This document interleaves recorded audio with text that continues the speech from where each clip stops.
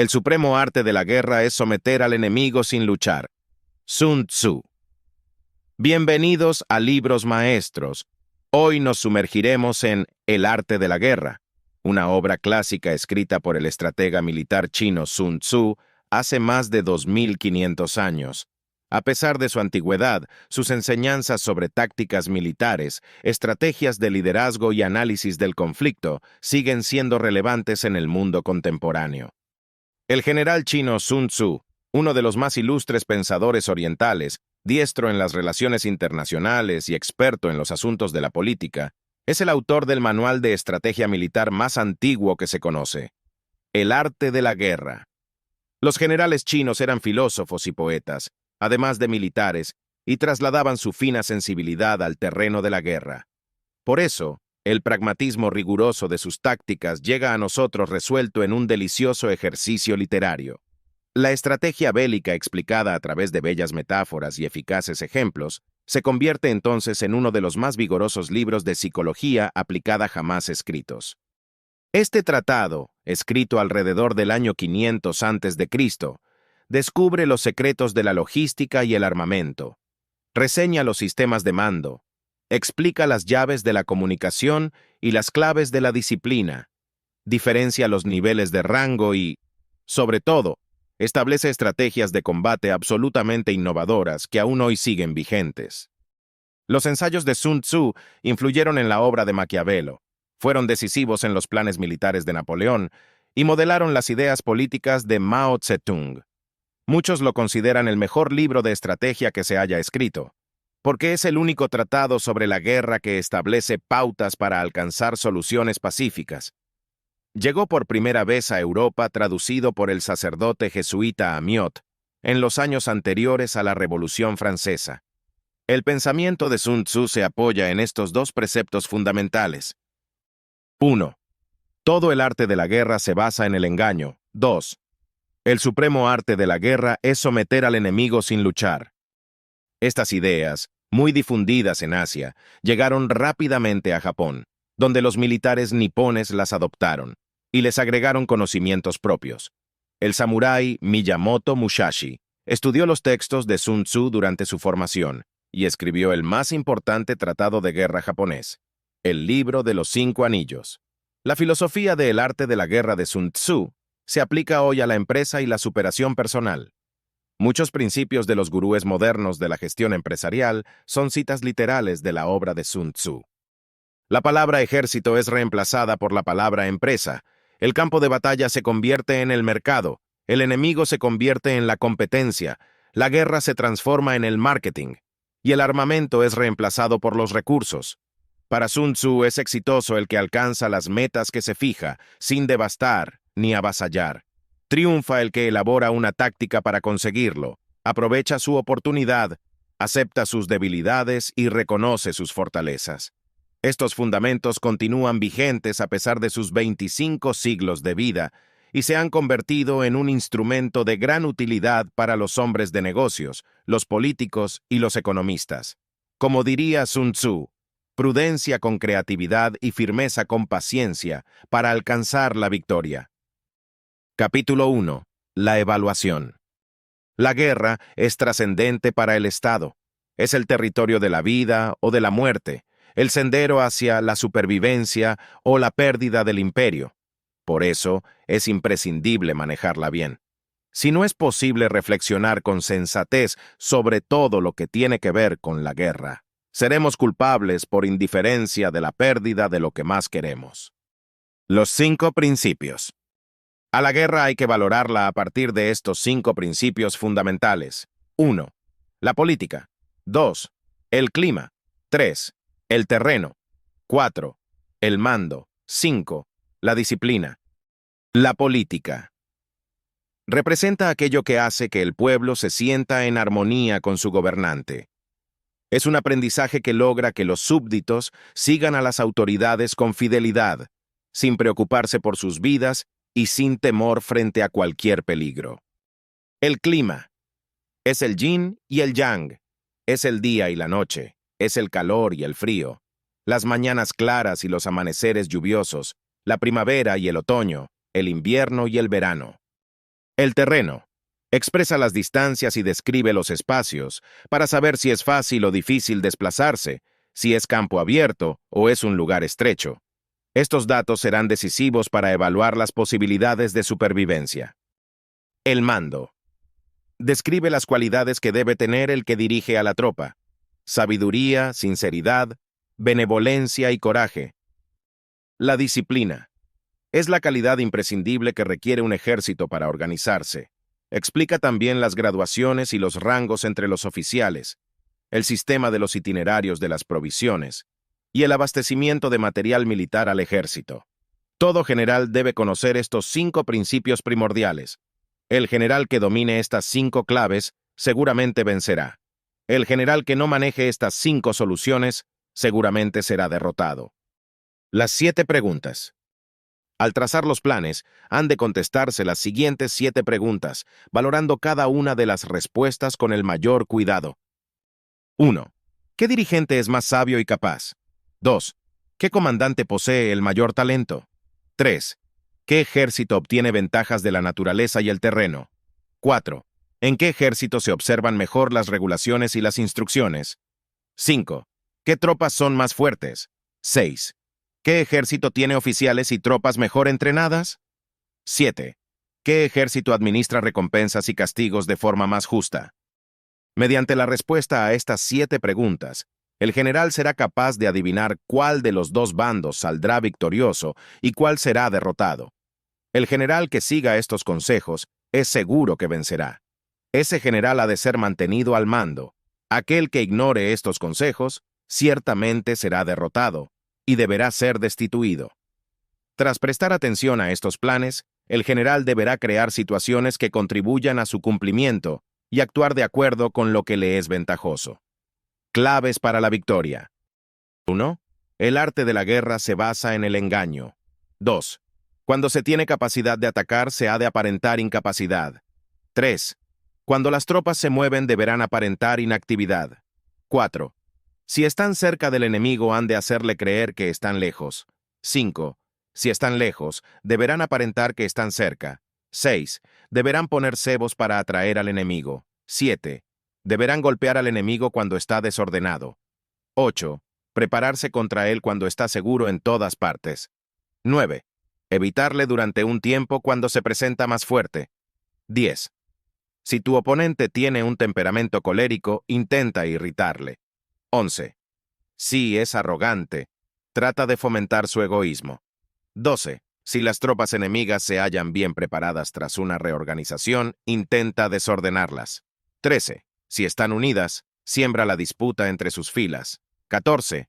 Ataca al enemigo cuando no está preparado y aparece frente a él cuando no te espera. Estas son las claves de la victoria para el estratega. Evaluación.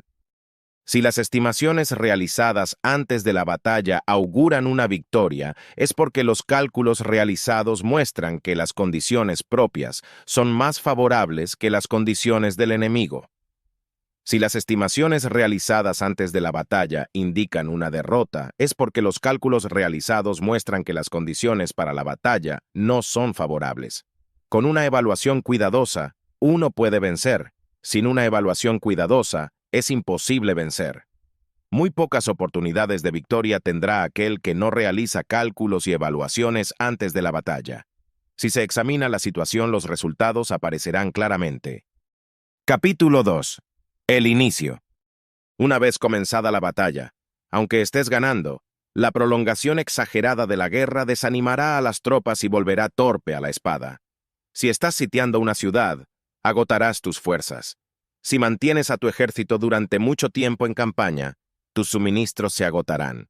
Una victoria rápida es el principal objetivo de la guerra. Si la victoria tarda en llegar, las armas pierden el filo y la moral decae. Armas. Las armas son instrumentos de mala suerte. Emplearlas por mucho tiempo producirá calamidades. Como se ha dicho, los que a hierro matan, a hierro mueren. Los que no son totalmente conscientes de la desventaja de servirse de las armas no pueden ser totalmente conscientes de las ventajas de utilizarlas. Desaliento. En el momento en que las tropas se desalientan, la espada se vuelve torpe, se agotan las fuerzas y los suministros se terminan. Hasta los propios soldados se aprovecharán de tu debilidad para sublevarse. Entonces, aunque tengas consejeros sabios, no podrás hacer que las cosas salgan bien. Cuando el ardor decae, la fuerza disminuye y el tesoro se acaba, los jefes de los estados vecinos tomarán ventaja de la crisis para actuar. Despilfarros. Los despilfarros estúpidos en tiempo de guerra son presagio de derrota. No existe una operación inteligente que fuese prolongada. Nunca ha existido una guerra larga que haya beneficiado al país.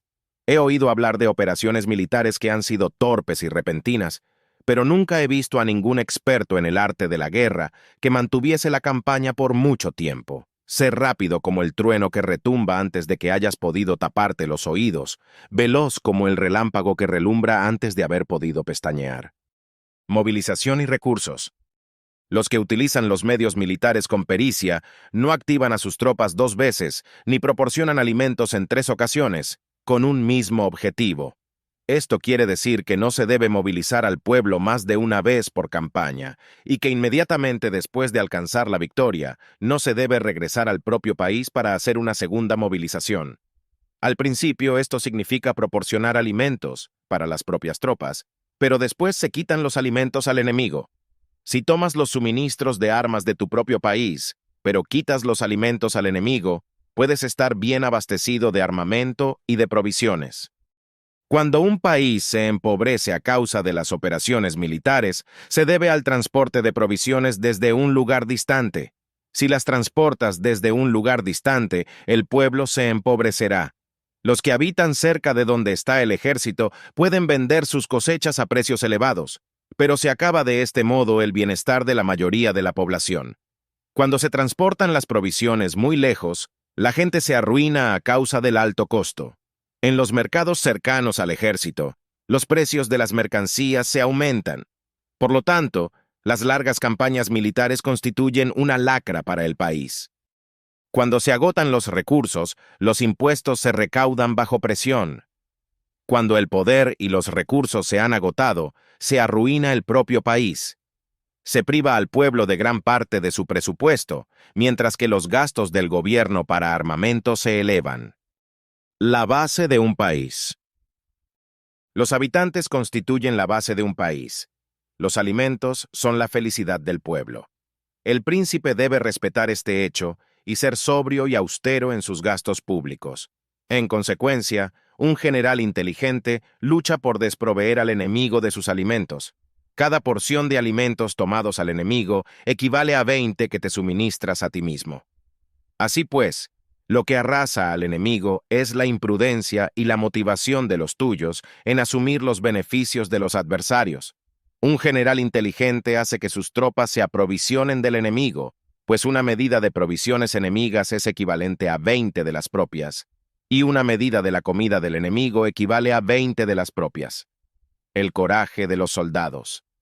De cara a incrementar el coraje de los soldados al atacar al enemigo, has de encolerizarles. De cara a capturar más botín del enemigo, has de recompensarlos. Cuando recompenses a tus hombres con los beneficios que ostentaban los adversarios, los harás luchar por propia iniciativa, y así podrás tomar el poder y la influencia que tenía el enemigo. Es por esto por lo que se dice que donde hay grandes recompensas, hay hombres valientes. Por consiguiente, en una batalla de carros, recompensa primero al que tome al menos 10 carros. Si recompensas a todo el mundo, no habrá suficiente para todos. Así pues, ofrece una recompensa a un soldado para animar a todos los demás. Cambia los colores de los soldados enemigos hechos prisioneros. Utilízalos mezclados con los tuyos. Trata bien a los soldados y préstales atención. Los soldados prisioneros deben ser bien tratados para conseguir que en el futuro luchen para ti. A esto se llama vencer al adversario e incrementar por añadidura tus propias fuerzas. Si utilizas al enemigo para derrotar al enemigo, serás poderoso en cualquier lugar a donde vayas. Así pues, lo más importante en una operación militar es la victoria y no la persistencia. Esta última no es beneficiosa. Un ejército es como el fuego. Si no lo apagas, se consumirá por sí mismo. El que está a la cabeza del ejército está a cargo de las vidas de los habitantes y de la seguridad de la nación. Por todo esto, y dado que lo único valioso en la guerra es la victoria, no se deben prolongar las operaciones. Capítulo 3. La victoria y la derrota. Siempre es mejor conservar intacto al enemigo vencido que destruirlo. Por eso se debe capturar a sus soldados para conquistarlos y dominar a sus jefes. Es beneficioso calcular la fuerza de los adversarios, hacer que pierdan su ánimo y dirección, de manera que aunque el ejército enemigo esté intacto, sea inservible. Esto es ganar sin violencia. Si se destruye al ejército enemigo y se mata a sus generales, si se asaltan sus defensas disparando, se reúne a una muchedumbre y se usurpa un territorio, todo esto es ganar por la fuerza. Conseguir 100 victorias en 100 batallas no es la medida de la habilidad. Someter al enemigo sin luchar es la suprema excelencia. Por esto, los que ganan todas las batallas no son realmente profesionales. Los que consiguen que se rindan impotentes los ejércitos ajenos sin presentar lucha son los mejores maestros del arte de la guerra.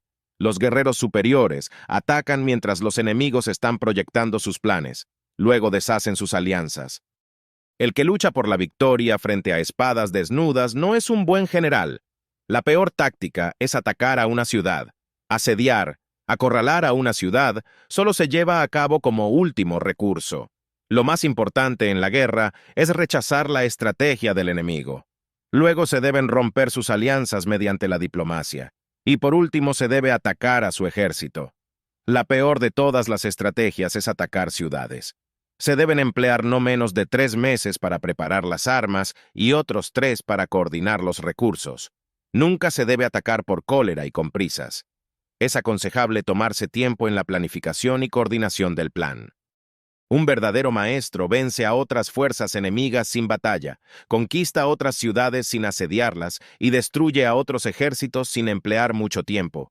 Un maestro experto deshace los planes de los enemigos, desbarata sus alianzas, corta sus suministros y bloquea sus caminos, para vencer con táctica y estrategia sin necesidad de presentar batalla. La victoria completa se produce cuando el ejército no lucha, la ciudad no es asediada, la destrucción no se prolonga durante mucho tiempo, y en cada caso el enemigo es vencido por el empleo de la estrategia. Fuerza.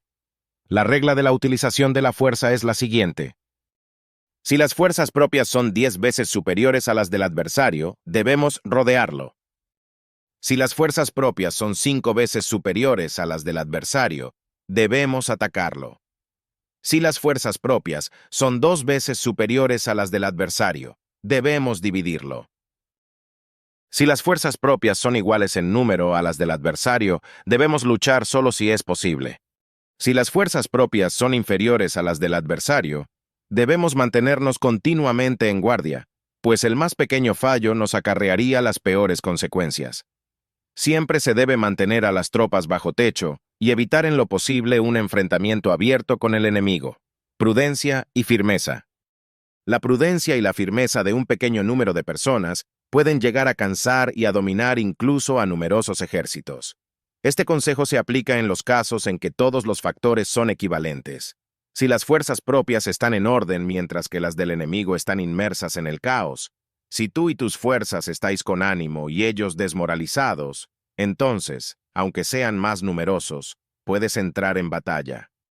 Si sentimos que nuestra tropa, nuestras fuerzas, nuestra estrategia y nuestro valor son menores que las del adversario, entonces debemos retirarnos y buscar otra salida. En consecuencia, si el bando más pequeño es obstinado, cae prisionero del bando más grande. Esto quiere decir que si un pequeño ejército no hace una valoración adecuada de su poder y se atreve a enemistarse con una gran potencia, por mucho que su defensa sea firme, inevitablemente se convertirá en conquistado. Si no se puede ser fuerte, pero tampoco se sabe ser débil, será inevitable la derrota. Los generales deberán ser siempre servidores del pueblo. Cuando su servicio a la causa es completo, el pueblo se fortalece. Cuando su servicio a la causa es débil, el pueblo se debilita. Hay 3 formas en que un soberano puede llevar a la derrota a su ejército. 1. Si ignorante de que el ejército no debería avanzar, ordena un avance. O si ignorante de que no debería retirarse, ordena una retirada. Esto se conoce como desequilibrar al ejército. 2. Si ignorante de los asuntos militares, interfiere en su administración. Esto causa perplejidad entre los oficiales. 3. Si ignorante de los problemas del mando, interfiere en la dirección de la lucha. Esto engendra dudas en la mente de los oficiales. Si el ejército está confuso y suspicaz, los gobernantes vecinos tomarán ventaja de ello y causarán problemas. Esto es lo que significa la frase, un ejército confuso lleva a la victoria del contrario. 5 casos. Hay 5 casos en los que puede predecirse la victoria. El que sabe cuándo puede luchar y cuándo no, saldrá victorioso. El que comprende cómo luchar, de acuerdo con las fuerzas del adversario, saldrá victorioso. Aquel cuyas filas estén unidas y los rangos superiores e inferiores tienen un mismo objetivo, saldrá victorioso. El que está bien preparado y descansa a la espera de un enemigo que no esté bien preparado, saldrá victorioso. Aquel cuyos generales son capaces y no sufren interferencias por parte de su soberano, saldrá victorioso. Es en estos 5 puntos en los que se conoce el camino a la victoria. Si conoces a tu enemigo y te conoces a ti mismo, en 100 batallas nunca saldrás derrotado. Si eres ignorante de tu enemigo, pero te conoces a ti mismo, tus oportunidades de ganar o perder son las mismas, perderás una batalla y ganarás otra. Si eres ignorante de tu enemigo y de ti mismo, puedes estar seguro de ser derrotado en todas las batallas. Capítulo 4. La medida. Antiguamente, los guerreros expertos se hacían a sí mismos invencibles en primer lugar, y después intentaban descubrir la vulnerabilidad de sus adversarios. Ahora, para hacerse invencible, hay que realizar 2 actos. El primero es conocerse a sí mismo, y el segundo es prestar atención para descubrir la vulnerabilidad del adversario. La invencibilidad está en uno mismo, pero la vulnerabilidad está en el otro. Por esto, a pesar de que algunos guerreros expertos son realmente invencibles, no pueden hacer que sus adversarios sean vulnerables. La victoria puede ser percibida, pero no fabricada. Que alguien sepa cómo vencer no significa que vaya a vencer. La invencibilidad es una cuestión de defensa, la vulnerabilidad, una cuestión de ataque. Mientras no hayas observado vulnerabilidades en el orden de batalla de los adversarios, oculta tu propia formación de ataque y prepárate para ser invencible, con la finalidad de preservarte. Cuando los adversarios tienen órdenes de batalla vulnerables, es el momento de salir a atacarlos. Ataque y defensa. La defensa es para tiempos de escasez, el ataque para tiempos de abundancia. Cuando no puedas derrotar al enemigo, debes defenderte. Cuando sientas que puedes vencer al enemigo, debes atacarlo. Uno se defiende cuando su fuerza es inadecuada, ataca cuando es abundante. Solo aquellos que son hábiles para atacar y para defenderse son competentes para protegerse a sí mismos, capaces de sostener a los que los rodean y de lograr una victoria aplastante sobre el enemigo. Los expertos en defensa se esconden bajo 9 capas de tierra. Los expertos en maniobras de ataque se esconden en las más elevadas alturas cerca del cielo.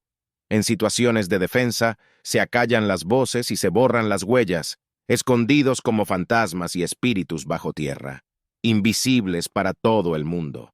En situaciones de ataque, el movimiento es rápido y el grito fulgurante, veloz como el trueno y el relámpago, sorpresas para las que nadie puede protegerse. Destreza. Prever la victoria cuando cualquiera la puede conocer no constituye verdadera destreza. Todo el mundo elogia la victoria ganada en batalla, pero esa victoria no es realmente tan buena. Todos aclaman los triunfos obtenidos con la lucha, pero lo verdaderamente deseable es poder ver el mundo de lo sutil y darse cuenta del mundo de lo oculto, hasta el punto de ser capaz de alcanzar la victoria donde no existe forma. No importa si triunfas en la batalla y eres aclamado universalmente como experto, porque no se requiere mucha fuerza para levantar un cabello, ni es necesario tener una vista aguda para ver el sol y la luna, ni se necesita tener mucho oído para escuchar el retumbar del trueno. Lo que todo el mundo conoce no se llama sabiduría. La victoria de un poderoso sobre un débil, obtenida en una batalla desigual, no se considera una buena victoria. En la antigüedad, los que eran conocidos como buenos guerreros vencían cuando era fácil vencer. Y las victorias conseguidas por uno de esos maestros de la guerra no significaban ni reputación de sabiduría ni coraje meritorio, pues salían victoriosos sin riesgos.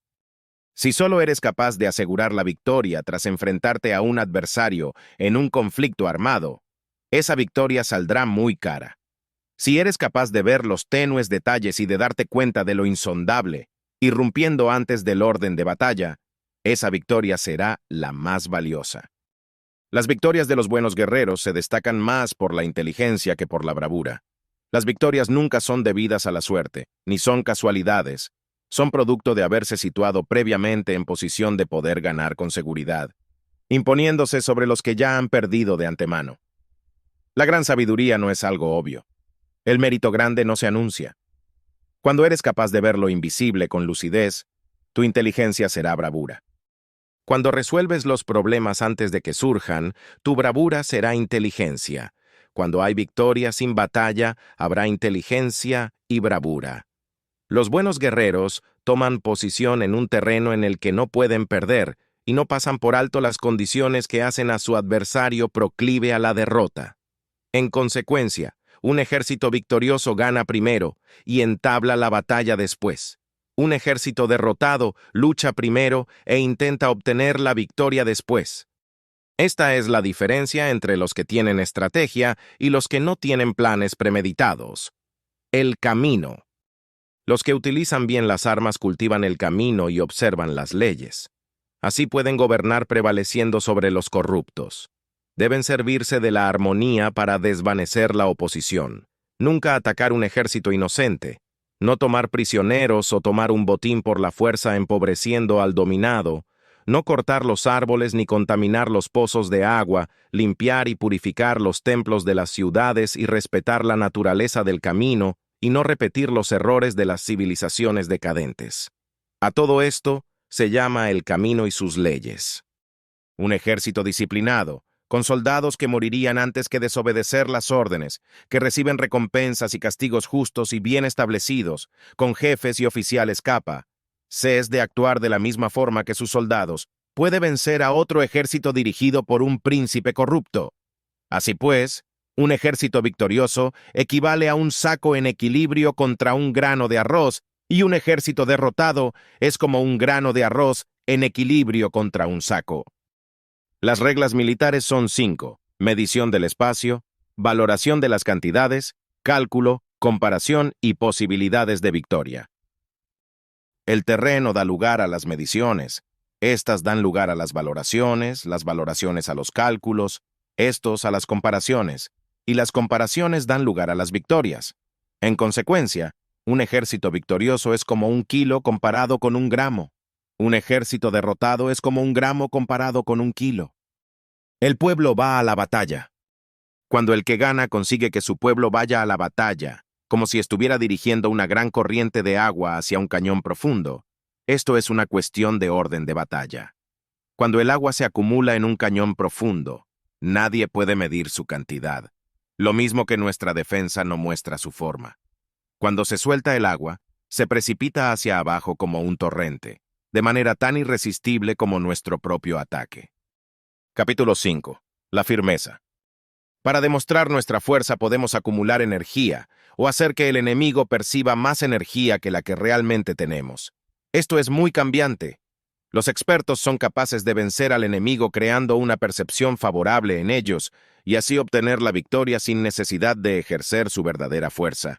Para gobernar hay que organizar. Se debe ejercer la autoridad sobre muchas personas como si fueran pocos. Para eso es necesario dividirlas en grupos o sectores. Se puede batallar contra un gran número de soldados como si fueran pocos, si se demuestra fuerza en los símbolos y las señales. Para vencer debemos lograr que el adversario perciba en nosotros un nivel de fuerza y poder superior. Para no ser derrotados, se deben emplear métodos ortodoxos o heterodoxos. La ortodoxia y la heterodoxia no es algo fijo, sino que funcionan como un ciclo. Para demostrar nuestra fuerza podemos acumular energía o hacer que el enemigo perciba más energía que la que realmente tenemos. Esto es muy cambiante.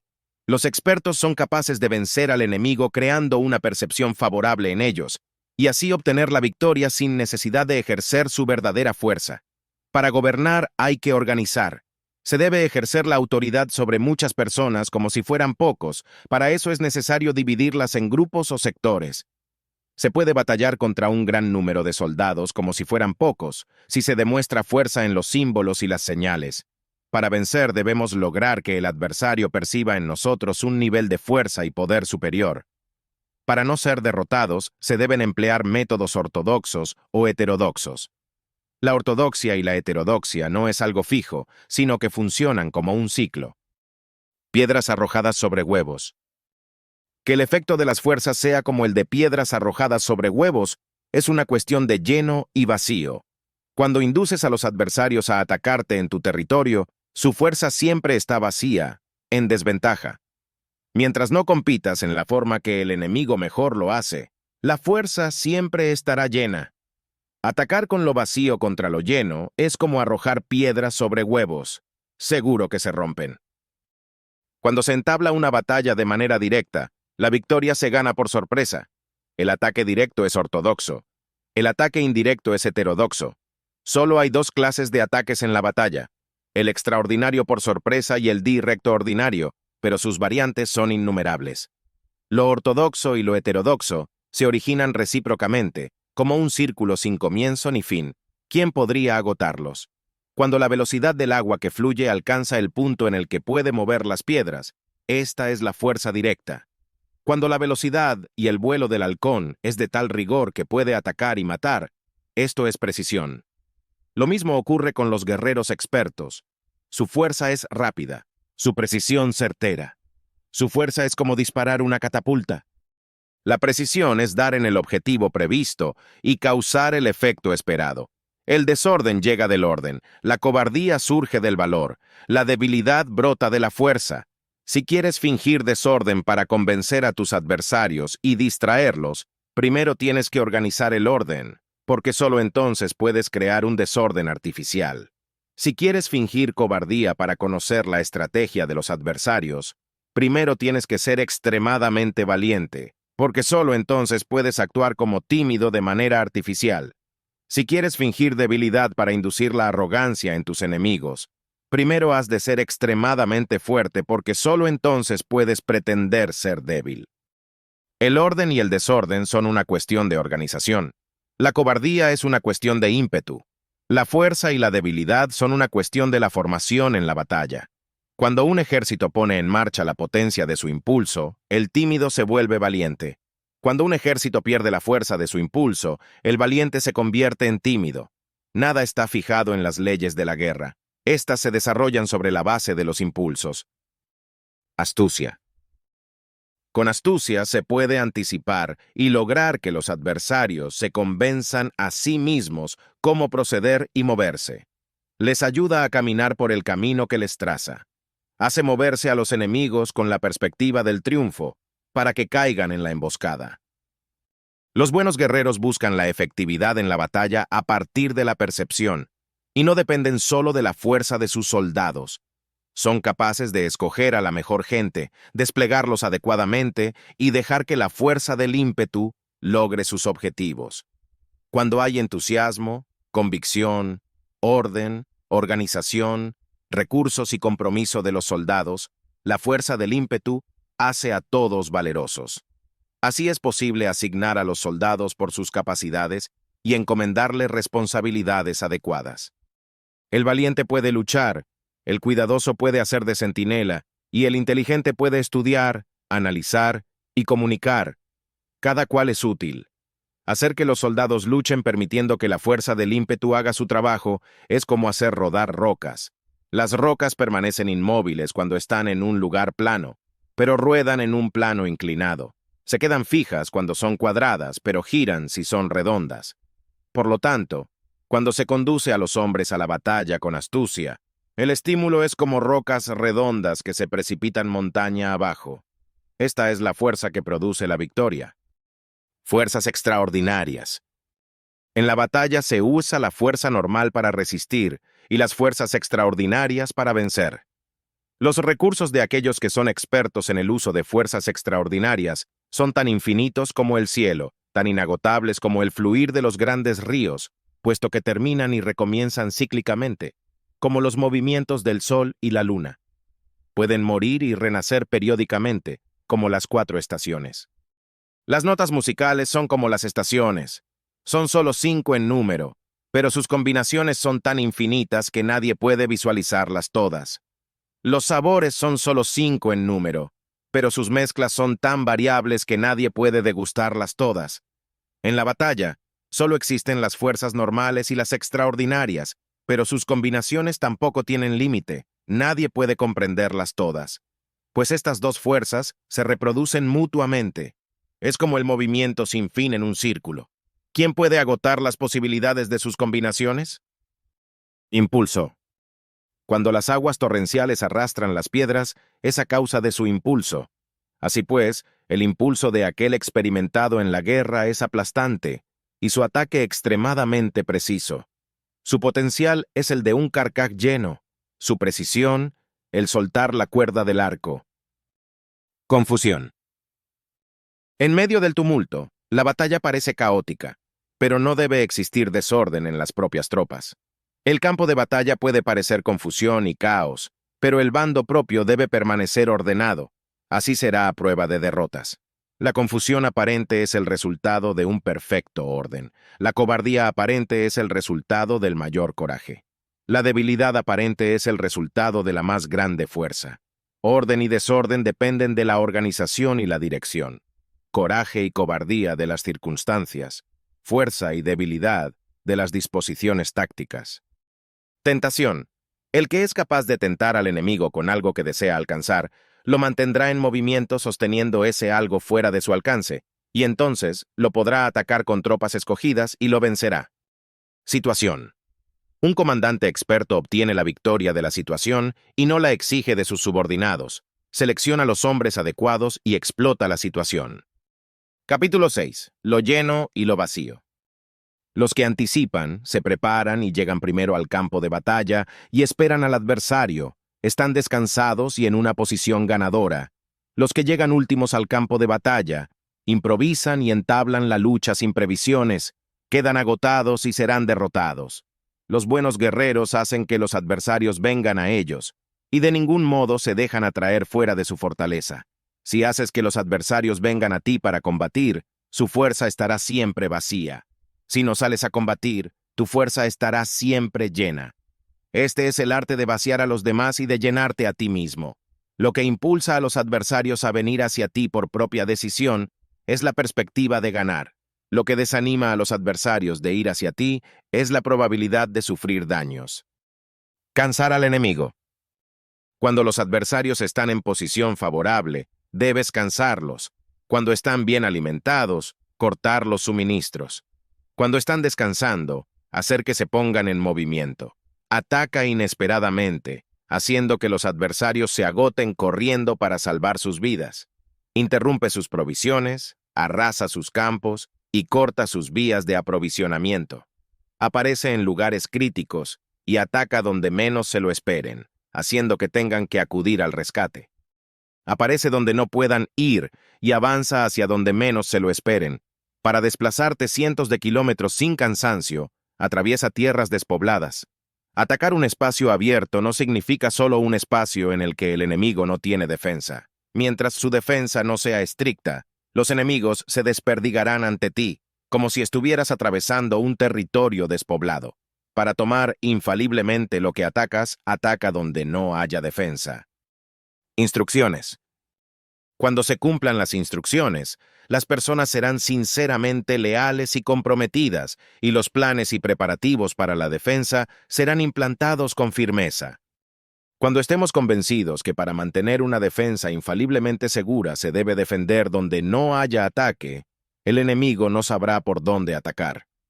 Cuando nos manejemos con sutileza y reserva, nadie podrá revelar las estrategias de ninguna forma, y entonces los adversarios se sentirán inseguros, y su entendimiento les será absolutamente inútil.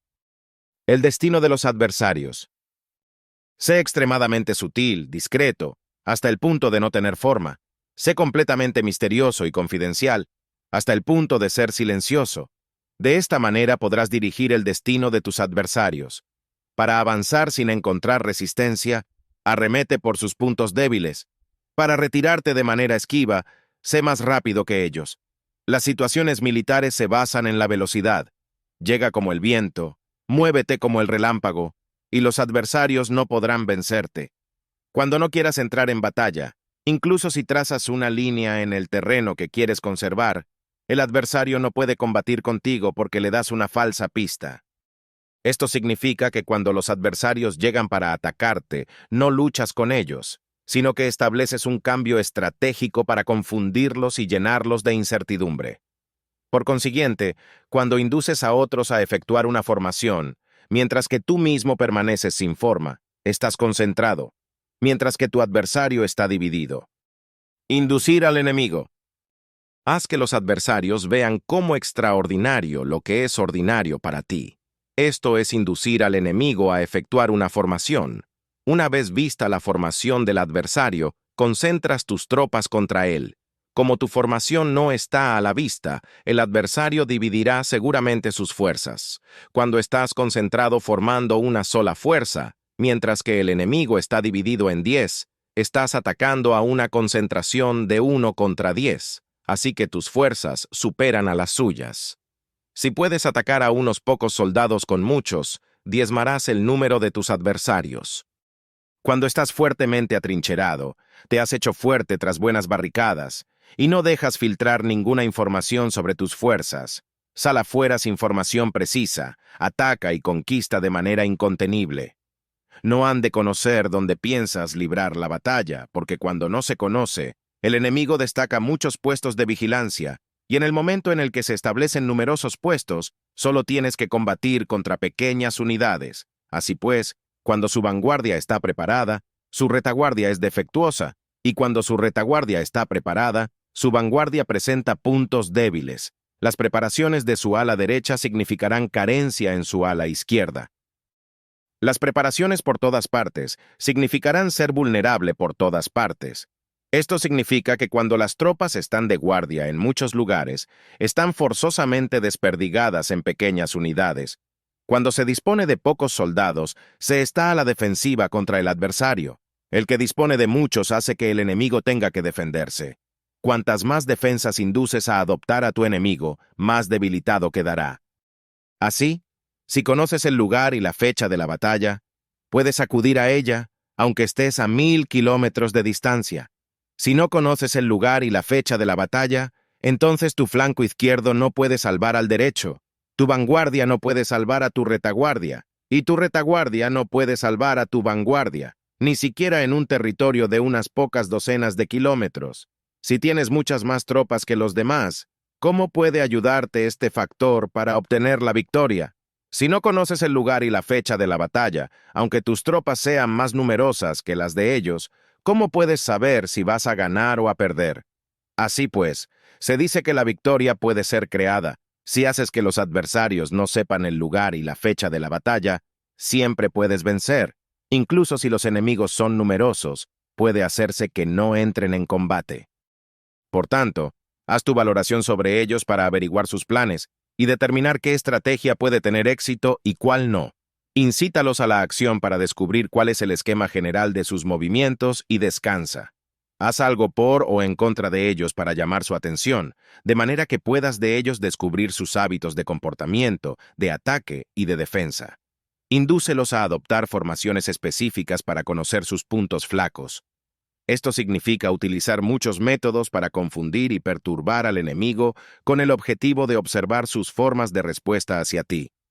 Después de haberlas observado, actúa en consecuencia, de manera que puedas saber qué clase de situaciones significan vida y cuáles significan muerte. Pruébalos para averiguar sus puntos fuertes y sus puntos débiles. Por lo tanto, el punto final de la formación de un ejército es llegar a la no forma.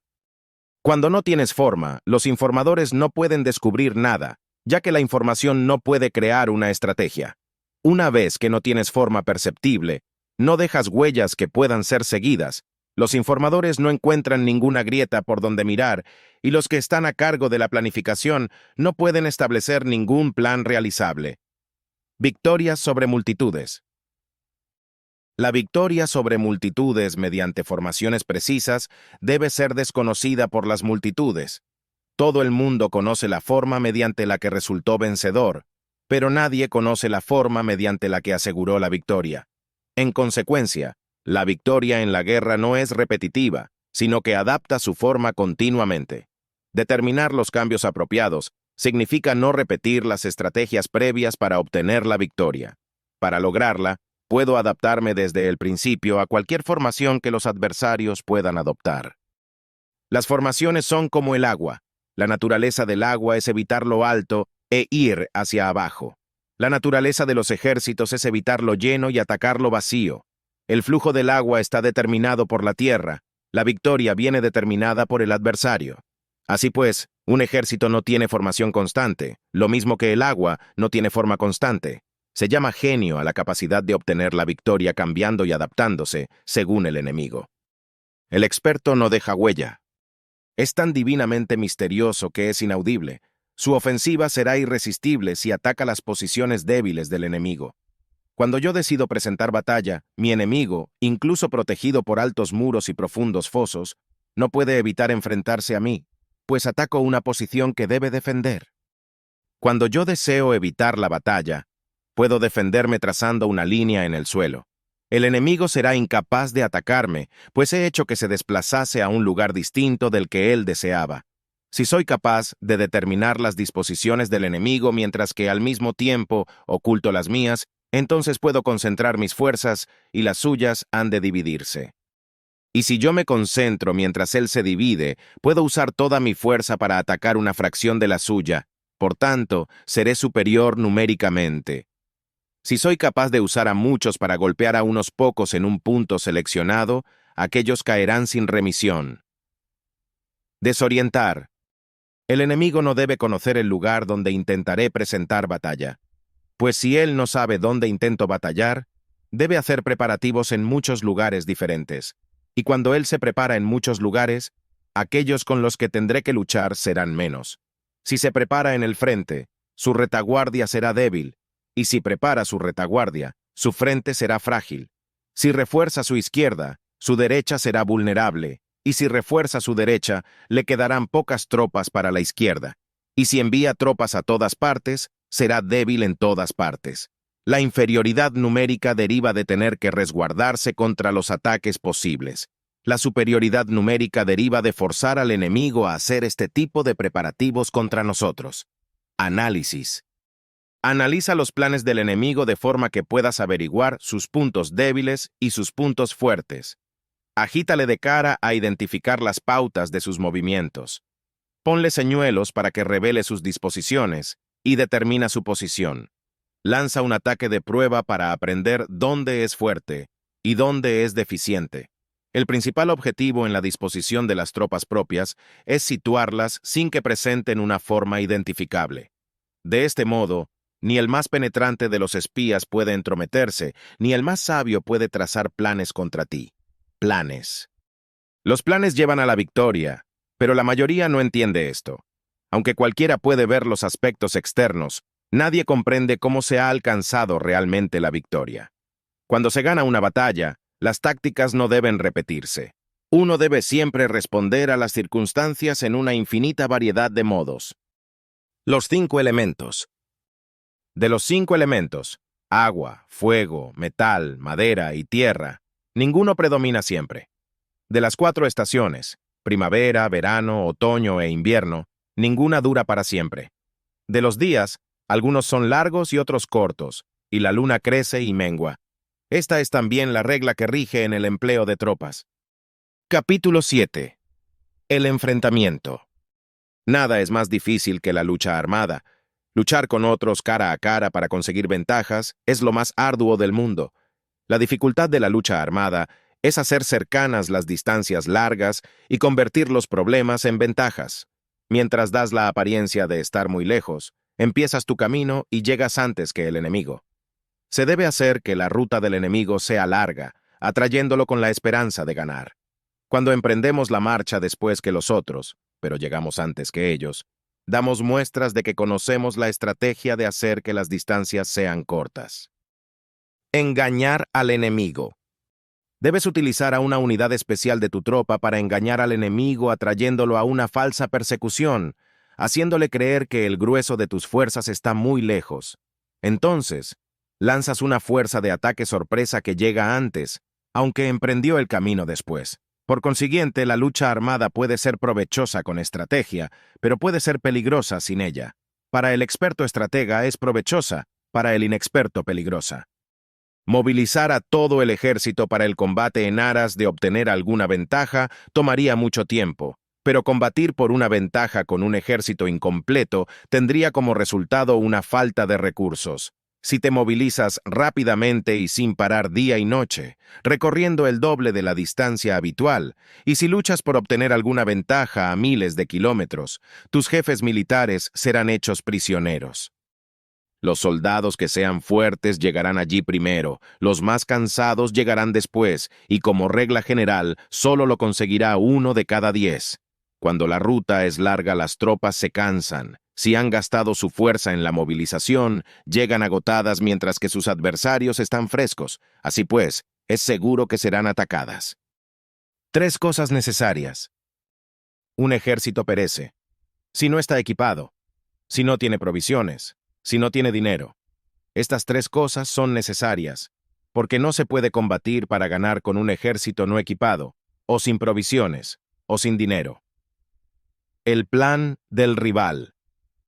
Si ignoras los planes de tus rivales, no puedes hacer alianzas precisas, a menos que conozcas las montañas y los bosques, los desfiladeros y los pasos, y la condición de los pantanos, no puedes maniobrar con una fuerza armada. A menos que utilices guías locales, no puedes aprovecharte de las ventajas del terreno. Solo cuando conoces cada detalle de la condición del terreno, puedes maniobrar y guerrear. Movilizar. Una fuerza militar se utiliza según la estrategia prevista. Una fuerza militar se moviliza mediante la esperanza de recompensa. Una fuerza militar se adapta mediante la división y la combinación. La estrategia distrae al enemigo para que no pueda conocer cuál es nuestra situación real y no pueda imponer su supremacía. Se moviliza mediante la esperanza de recompensa, porque entra en acción cuando ve la posibilidad de obtener una ventaja. Dividir y volver a hacer combinaciones de tropas confunde al adversario. Observar cómo reacciona frente a esas situaciones permite triunfar. Como el viento. Cuando una fuerza militar se mueve con rapidez, es como el viento. Cuando va lentamente, es como el bosque. Es voraz como el fuego e inmóvil como las montañas. Es rápida como el viento porque llega sin avisar y desaparece como el relámpago. Es como un bosque porque tiene un orden. Es voraz como el fuego que devasta una planicie sin dejar tras de sí ni una brizna de hierba. Es inmóvil como una montaña cuando se acuartela. Es tan difícil de conocer como la oscuridad. Su movimiento es como un trueno que retumba. Dividir. Para ocupar un lugar, divide a tus tropas. Para expandir tu territorio, divide los beneficios. La regla general de las operaciones militares es desproveer de alimentos al enemigo todo lo que se pueda. Sin embargo, en localidades donde la gente no tiene mucho, es necesario dividir a las tropas en grupos más pequeños para que puedan tomar en diversas partes lo que necesitan, ya que solo así tendrán suficiente. Dividir el botín significa que es necesario repartirlo entre las tropas para guardar lo que ha sido ganado, no dejando que el enemigo lo recupere. Actuar. Se debe actuar después de haber hecho una estimación. Gana el que conoce primero la medida de lo que está lejos y lo que está cerca. Esta es la regla general de la lucha armada. El primero que hace el movimiento es el invitado. El último es el anfitrión. El invitado lo tiene difícil. El anfitrión lo tiene fácil. Cerca y lejos significan desplazamiento. El cansancio, el hambre y el frío surgen del desplazamiento. Símbolos y señales. Un antiguo libro que trata de asuntos militares dice: las palabras no pueden ser escuchadas en la batalla. Para eso se han hecho los símbolos y los tambores. Las banderas y los estandartes se hacen a causa de la ausencia de visibilidad. Símbolos, tambores, banderas y estandartes se utilizan para concentrar y unificar los oídos y los ojos de los soldados. Una vez que están unificados, el valiente no puede actuar solo, ni el tímido puede retirarse solo. Esta es la regla general del empleo de un grupo. Unificar los oídos y los ojos de los soldados significa hacer que miren y escuchen al unísono de manera que no caigan en la confusión y el desorden. Las señales se utilizan para indicar direcciones e impedir que los individuos vayan a donde se les antoje. Así pues, en batallas nocturnas utiliza fuegos y tambores, y en batallas diurnas sírvete de banderas y estandartes para manipular los oídos y los ojos de los soldados. Utiliza muchas señales para confundir las percepciones del enemigo y hacerle temer tu temible poder militar. De esta forma, haces desaparecer la energía de sus ejércitos y desmoralizas a sus generales. Desmoralizar al enemigo. En primer lugar, has de ser capaz de mantenerte firme en tu propio corazón. Solo entonces puedes desmoralizar a los generales enemigos. Por esto, la tradición afirma que los habitantes de otros tiempos tenían la firmeza para desmoralizar. Cuando la mente original es firme, la energía fresca es victoriosa. Energía. La energía de la mañana está llena de ardor. La energía del mediodía decae. La energía de la noche se retira. Los expertos en el manejo de las armas siempre prefieren la energía entusiasta, atacan la decadente y la que se bate en retirada. Son ellos los que dominan la energía. Cualquier débil en el mundo se dispone a combatir en un minuto si se siente animado, pero cuando se trata realmente de tomar las armas y de entrar en batalla, es poseído por la energía. Cuando esta energía se desvanece, se detendrá, estará asustado y se arrepentirá de haber comenzado. La razón por la que esa clase de ejércitos miran por encima del hombro a enemigos fuertes, lo mismo que miran a las doncellas vírgenes, es porque se están aprovechando de su agresividad, estimulada por cualquier causa. Orden. Utilizar el orden para enfrentar al desorden. Utilizar la calma para enfrentar a los que se agitan. Dominar el corazón. A menos que tu corazón esté totalmente abierto y tu mente en orden, no podrás manejar los acontecimientos de manera infalible, ni enfrentarte a las dificultades graves e inesperadas sin confundirte, ni dirigir cada cosa sin conflicto. Dominar la fuerza. Dominar la fuerza es esperar a los que vienen de lejos, aguardar con toda comodidad a los que se han fatigado, y con el estómago saciado a los hambrientos. Esto es lo que se quiere decir cuando se habla de atraer a otros hacia donde estás, al tiempo que evitas ser inducido a ir hacia donde están ellos. Evitar la confrontación contra formaciones de combate bien ordenadas y no atacar grandes batallones constituye el dominio de la adaptación. Por tanto, la regla general de las operaciones militares es no enfrentarse a una gran montaña ni oponerse al enemigo de espaldas a esta. Esto significa que, si los adversarios están en un terreno elevado, no debes atacarlos cuesta arriba, y que cuando efectúan una carga cuesta abajo, no debes hacerles frente. No persigas a los enemigos cuando finjan una retirada, ni ataques tropas expertas. Si los adversarios huyen de repente antes de agotar su energía, seguramente hay emboscadas esperándote para atacar a tus tropas. En este caso, debes retener a tus oficiales para que no se lancen en su persecución. No consumas la comida de sus soldados. Si el enemigo abandona de repente sus provisiones, éstas han de ser probadas antes de ser comidas, por si están envenenadas. No detengas a ningún ejército que esté en camino a su país. Bajo estas circunstancias, un adversario luchará hasta la muerte. Hay que dejarle una salida a un ejército rodeado. Muéstrales una manera de salvar la vida para que no estén dispuestos a luchar hasta la muerte. Y así podrás aprovecharte para atacarlos. No presiones a un enemigo desesperado. Un animal agotado seguirá luchando, pues esa es la ley de la naturaleza. Estas son las leyes de las operaciones militares. Organizar. La organización de las tropas y la movilización de los hombres debe servir para convertir al ejército en una entidad armoniosa y colocarla en posición de ataque. Nada es más difícil que el arte de maniobrar hasta posiciones ventajosas. Lo complejo del tema es convertir la ruta más intrincada en la ruta más directa y distraer al enemigo con señuelos. Alianzas. Aquel que no está de acuerdo con los designios de sus vecinos no debe entrar en alianzas con ellos. Engaño. La guerra se basa en el engaño. Solo hay que moverse cuando sea ventajoso y crear cambios en la situación dispersando o concentrando las fuerzas. Para conquistar un territorio se deben defender los puntos estratégicos. Se deben evaluar las situaciones antes de efectuar un movimiento. Aquel que domine el artificio de la diversidad saldrá victorioso. Así es el arte de maniobrar.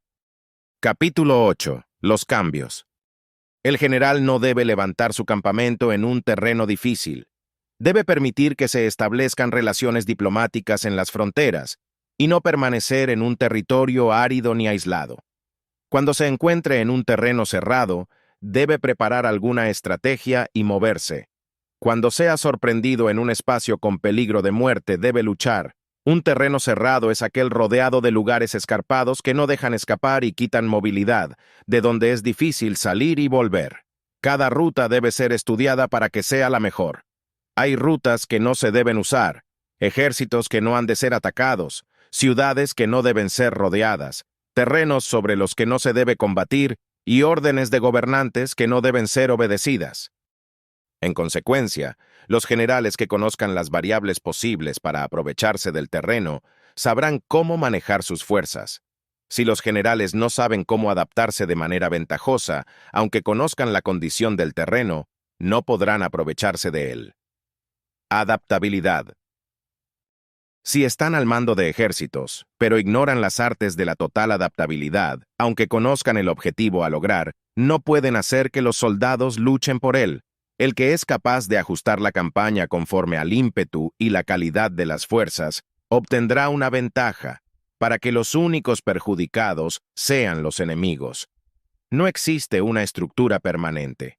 El que comprenda este principio podrá hacer que los soldados actúen de la mejor forma posible. Por lo tanto, las consideraciones de la persona inteligente siempre incluyen el analizar objetivamente el beneficio y el daño. Cuando considera el beneficio, su acción se expande. Cuando considera el daño, sus problemas pueden resolverse.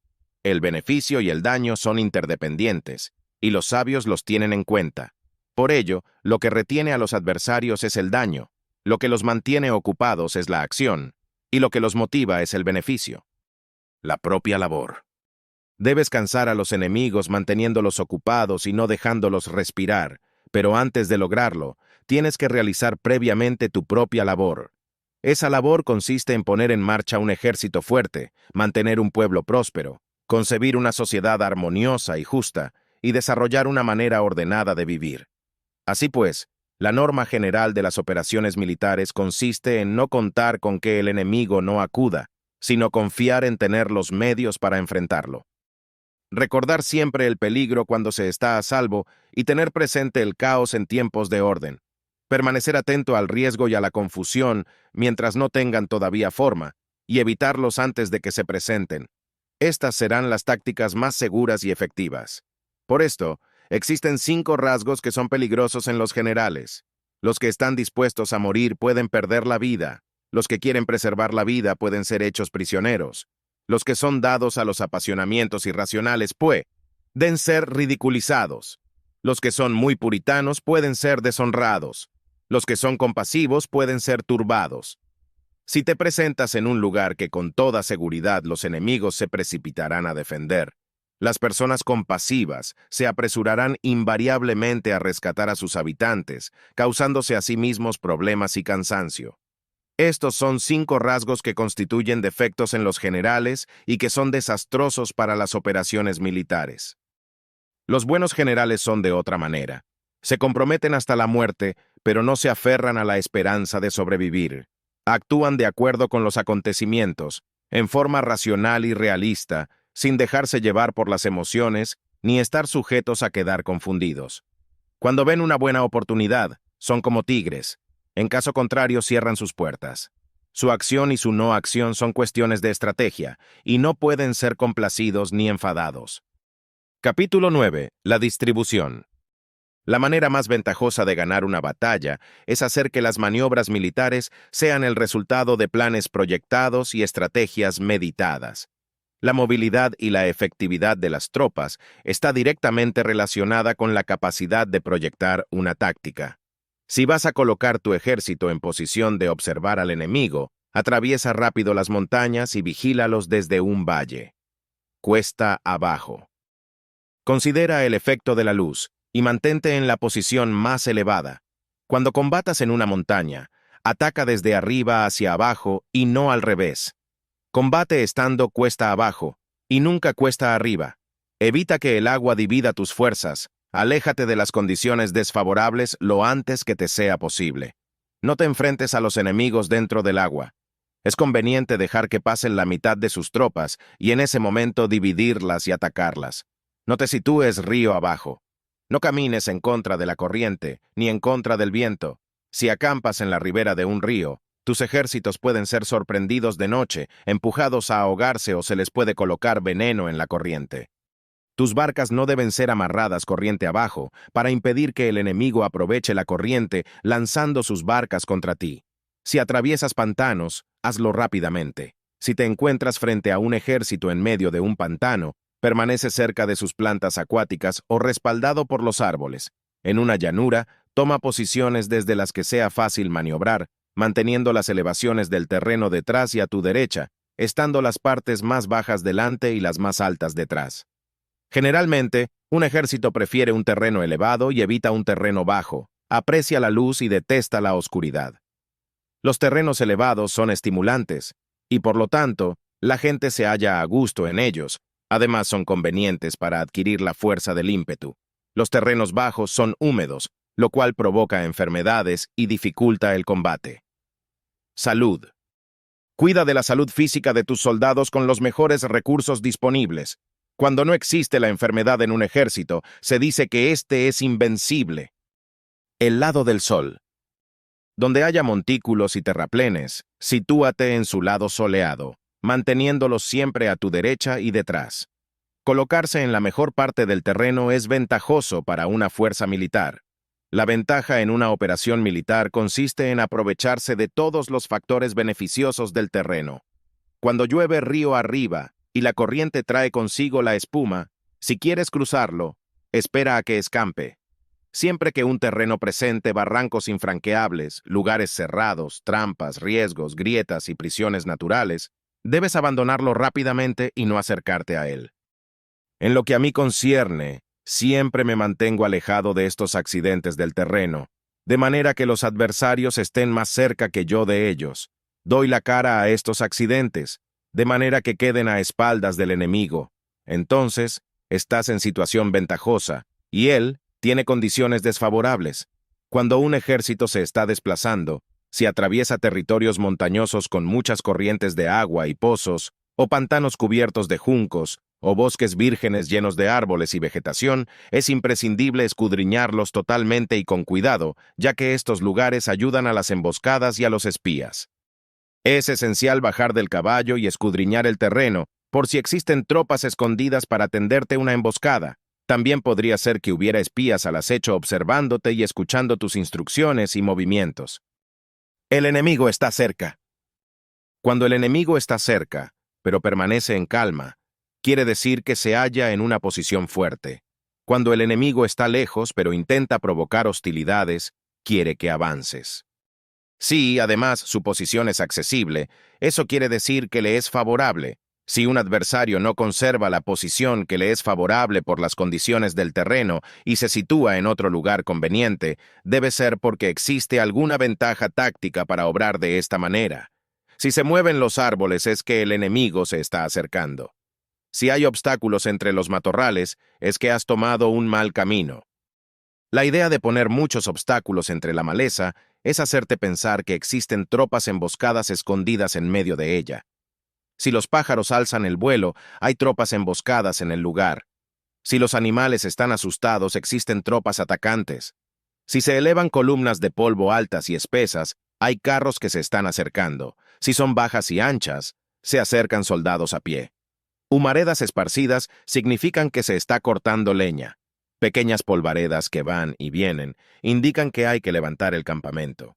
Si los emisarios del enemigo pronuncian palabras humildes, mientras que éste incrementa sus preparativos de guerra, esto quiere decir que va a avanzar. Cuando se pronuncian palabras altisonantes y se avanza ostentosamente, es señal de que el enemigo se va a retirar. Si sus emisarios vienen con palabras humildes, envía espías para observar al enemigo y comprobarás que está aumentando sus preparativos de guerra. Cuando los carros ligeros salen en primer lugar y se sitúan en los flancos, están estableciendo un frente de batalla. Si los emisarios llegan pidiendo la paz sin firmar un tratado, significa que están tramando algún complot. Si el enemigo dispone rápidamente a sus carros en filas de combate, es que está esperando refuerzos. No se precipitarán para un encuentro ordinario si no entienden que les ayudará, o debe haber una fuerza que se halla a distancia y que es esperada en un determinado momento para unir sus tropas y atacarte. Conviene anticipar, prepararse inmediatamente para esta eventualidad. Si la mitad de sus tropas avanza y la otra mitad retrocede, es que el enemigo piensa atraerte a una trampa. El enemigo está fingiendo en este caso confusión y desorden para incitarte a que avances. Si los soldados enemigos se apoyan unos en otros, es que están hambrientos. Si los aguadores beben en primer lugar, es que las tropas están sedientas. Si el enemigo ve una ventaja, pero no la aprovecha, es que está cansado. Si los pájaros se reúnen en el campo enemigo, es que el lugar está vacío. Si hay pájaros sobrevolando una ciudad, el ejército ha huido. Si se producen llamadas nocturnas, es que los soldados enemigos están atemorizados, tienen miedo y están inquietos, y por eso se llaman unos a otros. Si el ejército no tiene disciplina, esto quiere decir que el general no es tomado en serio.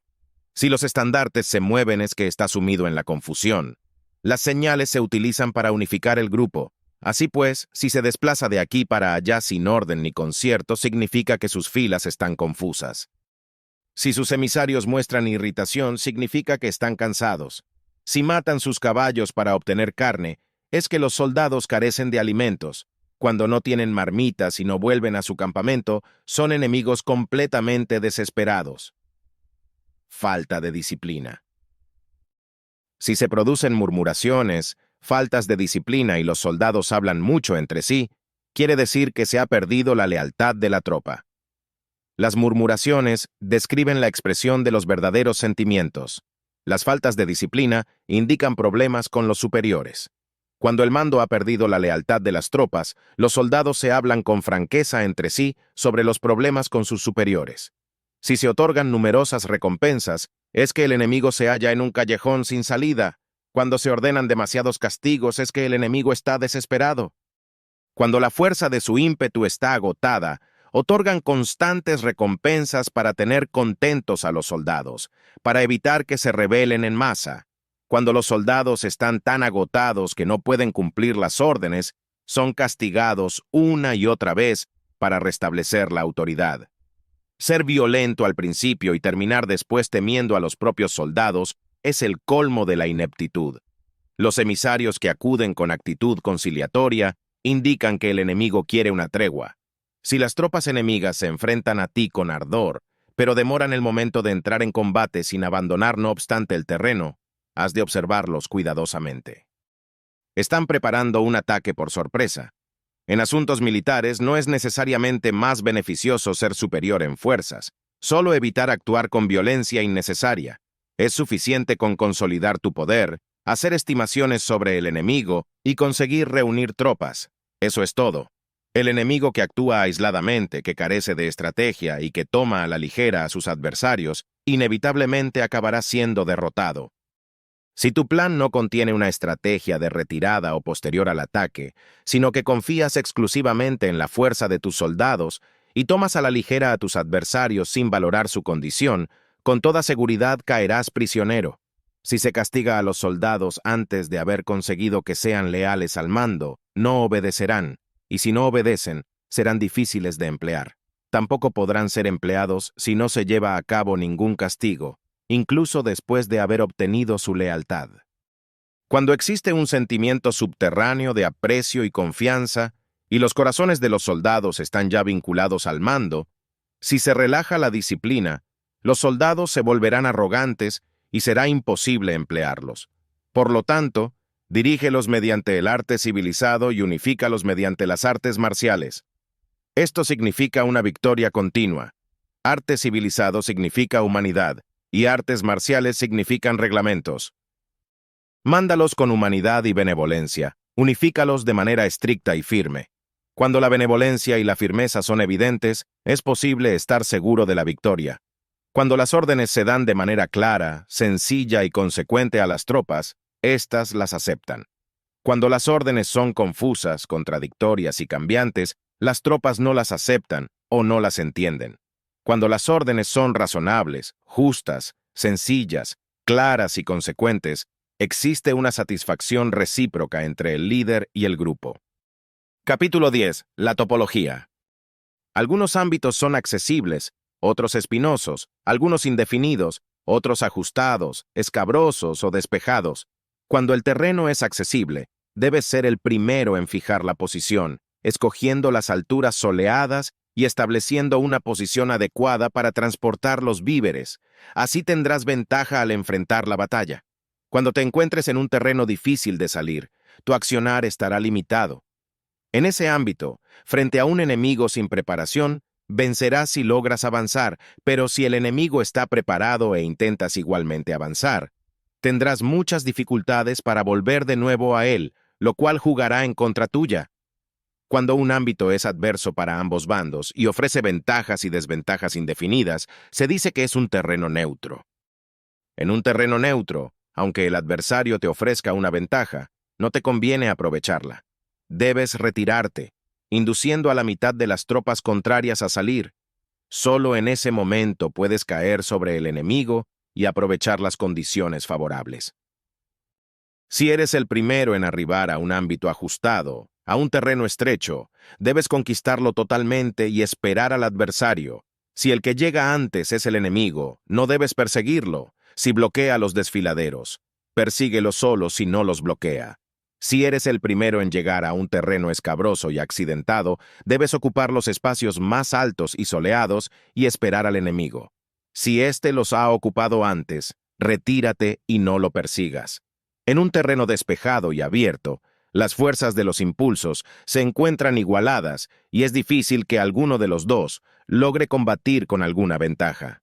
Entender estos ámbitos es la responsabilidad principal del general y es imprescindible considerarlos.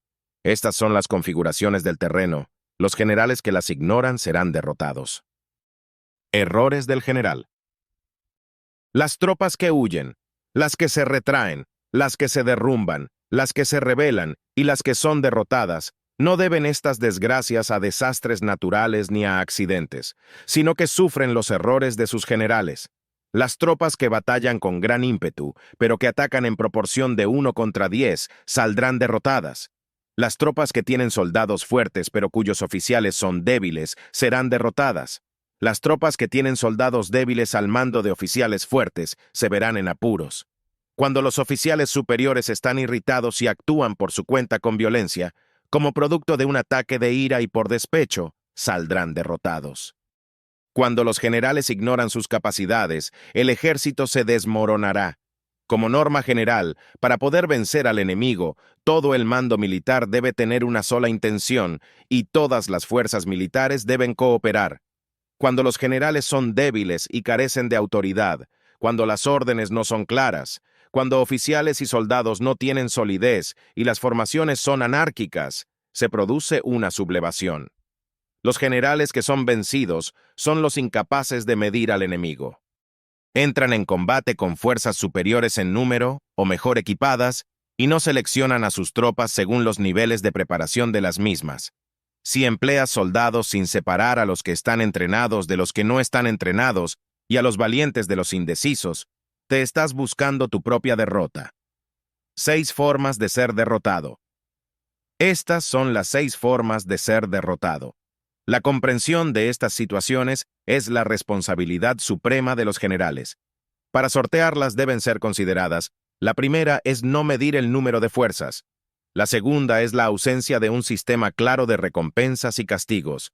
La tercera es la insuficiencia de entrenamiento. La cuarta es la pasión irracional. La quinta es la falta de orden. La sexta es la mala selección de los soldados. Configuración del terreno. La configuración del terreno puede ser un apoyo para el ejército. Para los jefes militares, el curso de la acción adecuada es medir la fuerza del adversario para asegurar la victoria y calcular los riesgos y las distancias. Salen vencedores los que libran batallas conociendo estos elementos. Salen derrotados los que luchan ignorándolos. Por lo tanto, cuando las leyes de la guerra señalan una victoria segura, es claramente apropiado entablar batalla, a pesar de que el gobierno haya dado órdenes de no atacar. Si las leyes de la guerra no indican una victoria segura, es adecuado no entrar en batalla, aunque el gobierno haya dado la orden de atacar. De este modo se avanza sin pretender la gloria, se ordena la retirada sin evitar la responsabilidad, con el único propósito de proteger a la población y en beneficio también del gobierno. Así se rinde un servicio valioso a la nación. Avanzar y retirarse en contra de las órdenes del gobierno no se hace por interés personal, sino para salvaguardar las vidas de la población y en auténtico beneficio del gobierno. Servidores de esta talla son muy útiles para un pueblo. Autoridad. Protege a tus soldados como protegerías a un recién nacido. Así estarán dispuestos a seguirte hasta los valles más profundos. Cuida a tus soldados como cuidarías a tus queridos hijos, y morirán gustosamente contigo.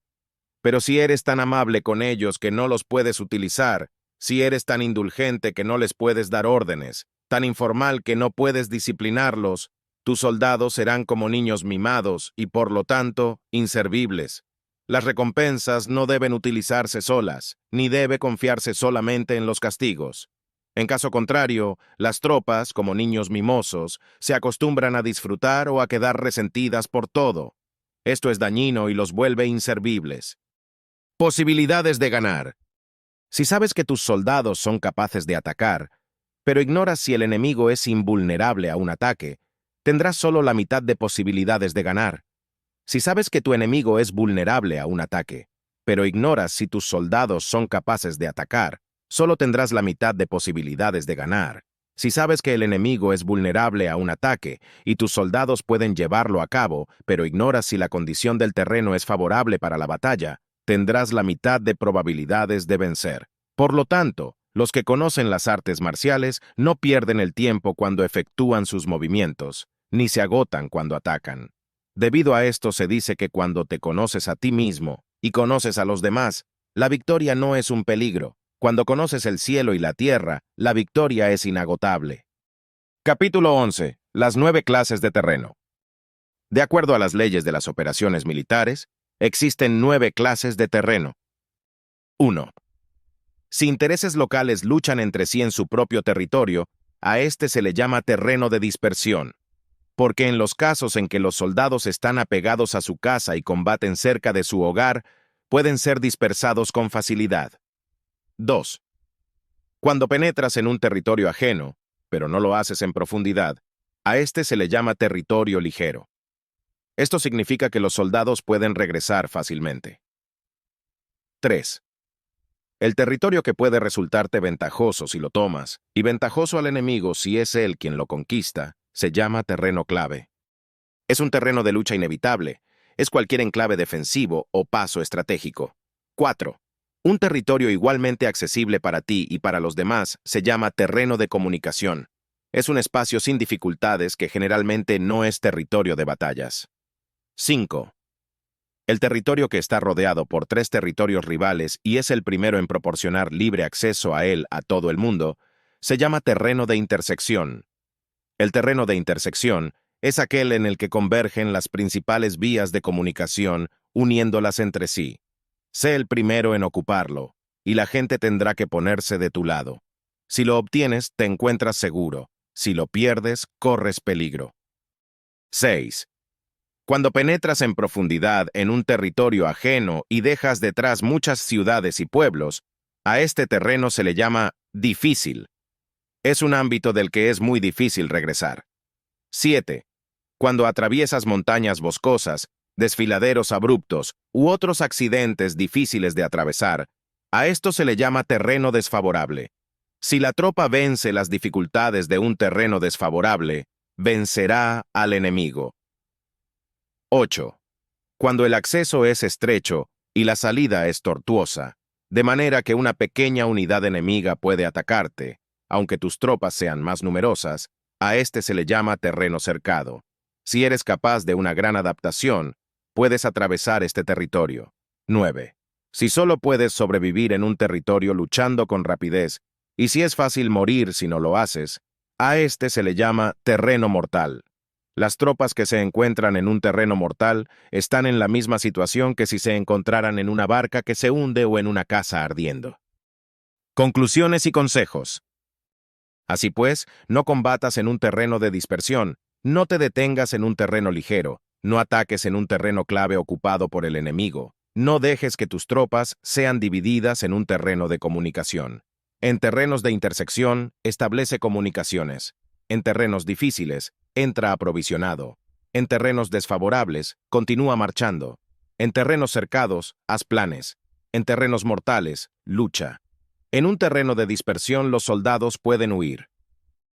Un terreno ligero es cuando los soldados han penetrado en territorio enemigo, pero todavía no tienen las espaldas cubiertas, por eso sus mentes no están realmente concentradas y no están listos para la batalla. No es ventajoso atacar al enemigo en un terreno clave. Lo que es ventajoso es llegar primero a él. No debe permitirse que quede aislado el terreno de comunicación para poder servirse de las rutas de suministros. En terrenos de intersección, estarás a salvo si estableces alianzas. Si las pierdes, te encontrarás en peligro. En terrenos difíciles, entrar aprovisionado significa reunir todo lo necesario para estar allí mucho tiempo. En terrenos desfavorables, ya que no puedes atrincherarte en ellos, debes apresurarte a salir. En terrenos cercados, introduce tácticas sorpresivas. Si las tropas caen en un terreno mortal, todo el mundo luchará de manera espontánea. Por esto se dice, sitúa a las tropas en un terreno mortal y sobrevivirán. Expertos. Los que eran antes considerados como expertos en el arte de la guerra eran capaces de hacer que el enemigo perdiera contacto entre su vanguardia y su retaguardia. Sabían cómo desmoronar la confianza entre las grandes y las pequeñas unidades, destruían el interés recíproco por el bienestar de los diferentes rangos y hacían que los gobernados les quitaran el apoyo a sus gobernantes. Los que eran antes considerados como expertos en el arte de la guerra eran capaces de elegir a los mejores soldados y sabía otorgarles coherencia a sus ejércitos. Estos expertos entraban en acción cuando les era ventajoso y se retenían en caso contrario. Introducían cambios para confundir al enemigo, atacándolos aquí y allá, aterrorizándolos y sembrando en ellos confusión, de tal manera que no les daban tiempo para hacer planes. ¿Cómo enfrentar fuerzas enemigas numerosas? Se podría preguntar cómo enfrentarse a fuerzas enemigas numerosas y bien organizadas que se dirigen hacia ti. La respuesta es quitarles en primer lugar algo que aprecien. Después te escucharán, te respetarán y querrán negociar. La rapidez de acción es el factor esencial de la condición de la fuerza militar, aprovechándose de los errores de los adversarios, desplazándose por caminos que no esperan y atacando cuando no estén en guardia. Esto significa que, para aprovecharse de la falta de preparación, de visión y de cautela de los adversarios, es necesario actuar con rapidez y sin dudas, porque ante la menor vacilación no podrás sacar provecho de esos errores. En una invasión, por regla general, cuanto más se adentran los invasores en el territorio ajeno, más fuertes se hacen, hasta el punto que el gobierno nativo no puede ya expulsarlos. Escoge campos fértiles y las tropas tendrán suficiente para comer. Cuida de su salud y evita el cansancio, consolida su energía y aumenta su fuerza. Que los movimientos de tus tropas y la preparación de tus planes sean indescifrables para el enemigo y sencillos para tus soldados. Robustece la energía más entusiasta de tus tropas, ahorra las fuerzas sobrantes, mantén en secreto tus formaciones y tus planes, permaneciendo insondable para los enemigos y espera a que se produzca un punto vulnerable para avanzar. Sin salida. Ubica a tus tropas en un punto que no tenga salida, de manera que tengan que morir antes de poder escapar, porque ante la posibilidad de la muerte, que no estarán dispuestas a hacer, los guerreros darán entonces lo mejor de sus fuerzas. Cuando los soldados se hallan ante un grave peligro, pierden el miedo. Cuando los soldados no tienen ningún lugar a donde huir, permanecen firmes luchando. Cuando los soldados están totalmente comprometidos en un terreno, se afianzan en él. Si no tienen otra opción, combatirán hasta el final. Por esta razón, Los soldados estarán firmes en la lucha, sin más estimulación que sus ganas y su convencimiento, y se alistarán para ir a la guerra sin tener que ser convocados al ejército. Serán amistosos sin necesidad de promesas y serán confiables sin necesidad de órdenes. Esto significa que cuando los combatientes se encuentran en peligro de muerte, sea cual sea su rango, todos tienen el mismo objetivo y por lo tanto están alertas sin necesidad de ser estimulados. Tienen buena voluntad de manera espontánea y sin necesidad de recibir órdenes, y puede confiarse de manera natural en ellos, sin promesas ni necesidad de jerarquía. Pronósticos. Prohíbe los pronósticos para evitar las dudas y los soldados nunca te abandonarán. Si tus soldados no tienen riquezas, no es porque las desdeñen. Si tus soldados no tienen más longevidad, no es porque no quieran vivir más tiempo. Sin promesas falsas, el día en que se da la orden de desplazamiento, los soldados se ponen en marcha con una carga menos y sus posibilidades de victoria se agrandan. Serpiente veloz.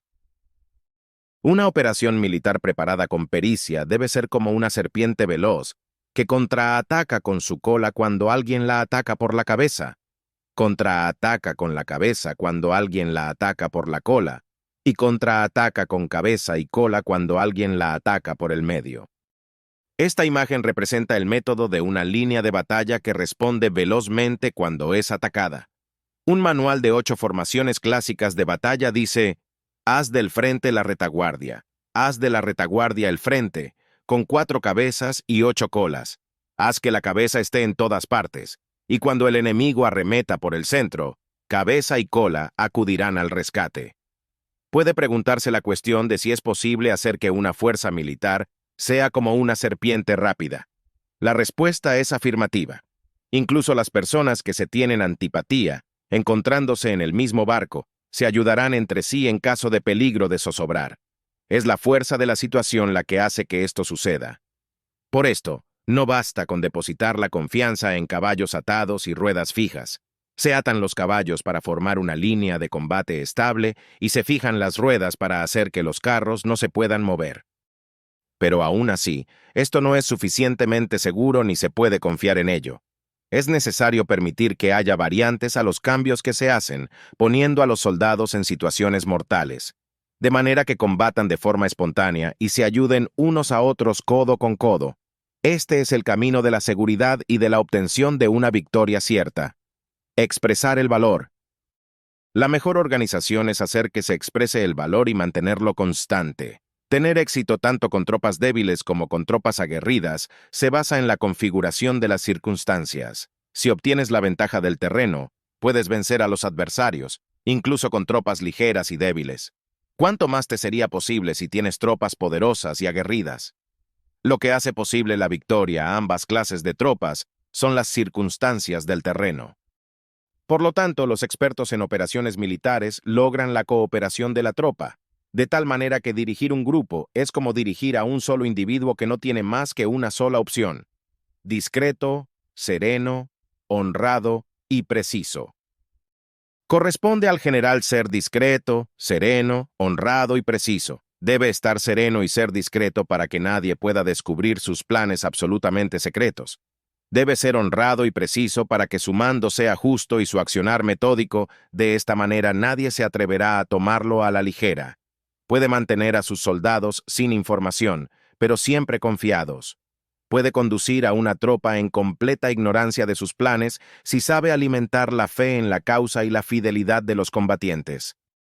Un general será exitoso si puede cambiar sus acciones y revisar sus planes, de manera que nadie pueda reconocerlos, cambiar de lugar su emplazamiento y desplazarse por caminos sinuosos, de manera que nadie pueda anticiparse.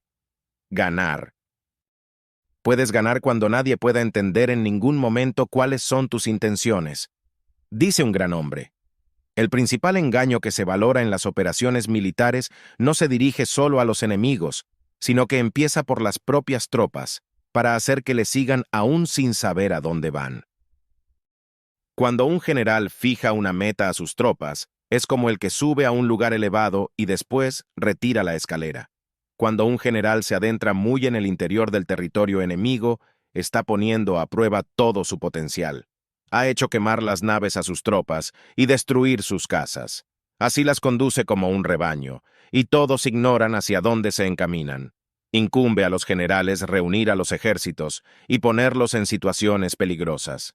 Resistir, luchar y obedecer para ganar. Nuevamente han de examinar las adaptaciones a los diferentes terrenos, las ventajas de concentrarse o dispersarse, y las pautas de los sentimientos y situaciones humanas.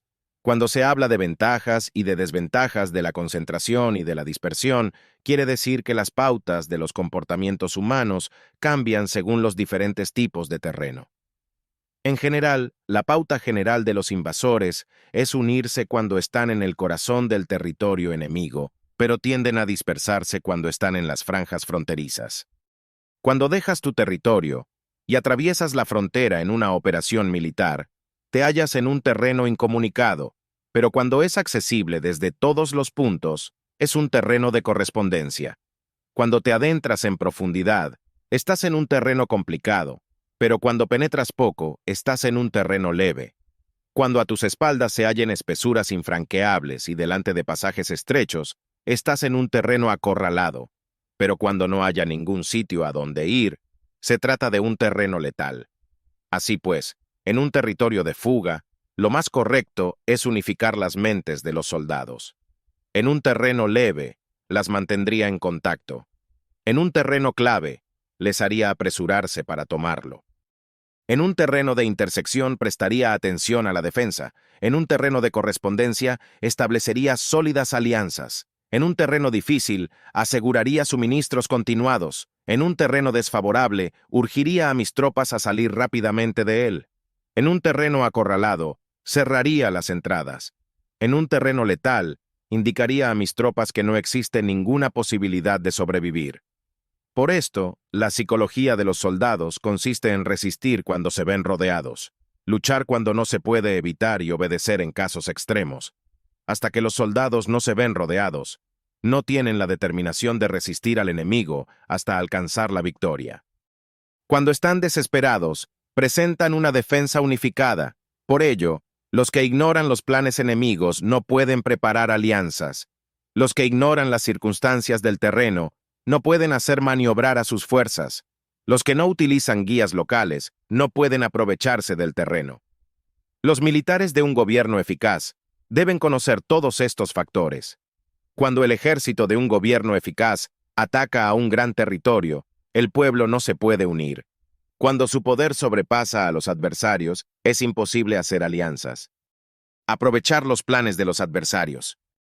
Si puedes averiguar los planes de tus adversarios, aprovéchate del terreno y haz maniobrar al enemigo de manera que se encuentre indefenso. En este caso, ni siquiera un gran territorio puede reunir suficientes tropas para detenerte. Por lo tanto, si no luchas por obtener alianzas, ni aumentas el poder de ningún país, pero extiendes tu influencia personal amenazando a los adversarios, todo ello hace que el país y las ciudades enemigas sean vulnerables. Otorga recompensas que no estén reguladas y da órdenes desacostumbradas. Considera la ventaja de otorgar recompensas que no tengan precedentes. Observa cómo el enemigo hace promesas sin tener en cuenta los códigos establecidos. Maneja las tropas como si fueran una sola persona. Empléalas en tareas reales, pero no les hables. Motívalas con recompensas, pero no les comentes los perjuicios posibles. Emplea a tus soldados solo en combatir, sin comunicarles tu estrategia. Déjalos conocer los beneficios que les esperan, pero no les hables de los daños potenciales. Si la verdad se filtra, tu estrategia puede hundirse. Si los soldados empiezan a preocuparse, se volverán vacilantes y temerosos, colócalos en una situación de posible exterminio y entonces lucharán para vivir. Ponlos en peligro de muerte y entonces sobrevivirán. Cuando las tropas afrontan peligros, son capaces de luchar para obtener la victoria. Así pues, la tarea de una operación militar es fingir acomodarse a las intenciones del enemigo. Si te concentras totalmente en el enemigo, puedes matar a su general, aunque estés a kilómetros de distancia. A esto se llama cumplir el objetivo con pericia.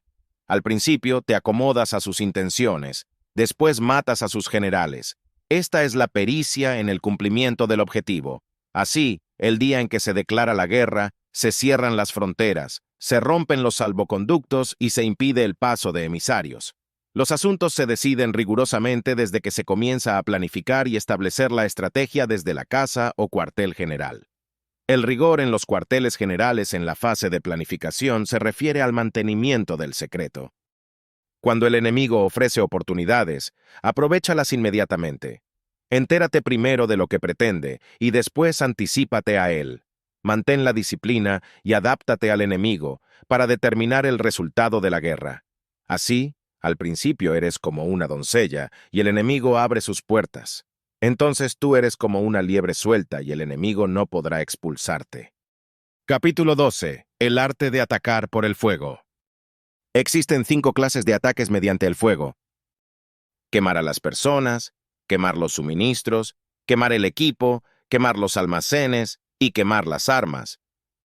El uso del fuego tiene que tener una base y exige ciertos medios. Existen momentos adecuados para encender fuegos, concretamente cuando el tiempo es seco y ventoso. Normalmente, en ataques mediante el fuego es imprescindible seguir los cambios producidos por este. Cuando el fuego está dentro del campamento enemigo, prepárate rápidamente desde fuera. Si los soldados se mantienen en calma cuando el fuego se ha declarado, espera y no ataques. Cuando el fuego alcance su punto álgido, síguelo si puedes. Si no, espera. En general, el fuego se utiliza para sembrar la confusión en el enemigo y así poder atacarlo. Cuando el fuego puede ser prendido en campo abierto, no esperes a hacerlo en su interior. Hazlo cuando sea oportuno. Cuando el fuego sea atizado por el viento, no ataques en dirección contraria a este. No es eficaz luchar contra el ímpetu del fuego, porque el enemigo luchará en este caso hasta la muerte.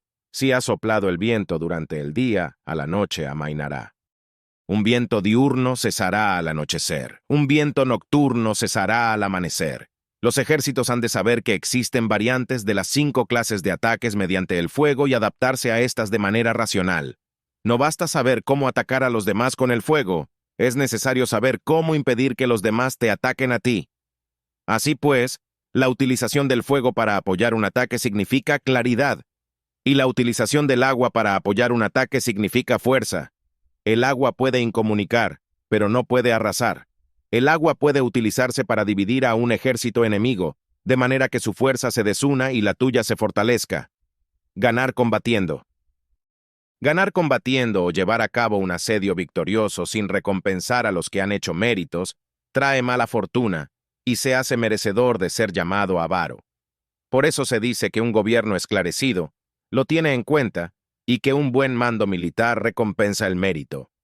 No moviliza a sus tropas cuando no hay ventajas que obtener, ni actúa cuando no hay nada que ganar, ni lucha cuando no existe peligro. Las armas son instrumentos de mal augurio, y la guerra es un asunto peligroso. Es indispensable impedir una derrota desastrosa, y por lo tanto, no vale la pena movilizar un ejército por razones insignificantes. Las armas solo deben utilizarse cuando no existe otro remedio. Un gobierno no debe movilizar un ejército por ira, y los jefes militares no deben provocar la guerra por cólera. La muerte no puede convertirse en vida. Solo se debe actuar cuando sea beneficioso. En caso contrario, se debe desistir de la batalla. La ira puede convertirse en alegría, y la cólera puede convertirse en placer. Pero a un pueblo destruido no puede hacérsele renacer y la muerte no puede convertirse en vida. En consecuencia, un gobierno esclarecido presta atención a todo esto, y un buen mando militar lo tiene en cuenta. Esta es la manera de mantener a la nación a salvo y de conservar intacto a su ejército. Capítulo 13. La concordia y la discordia.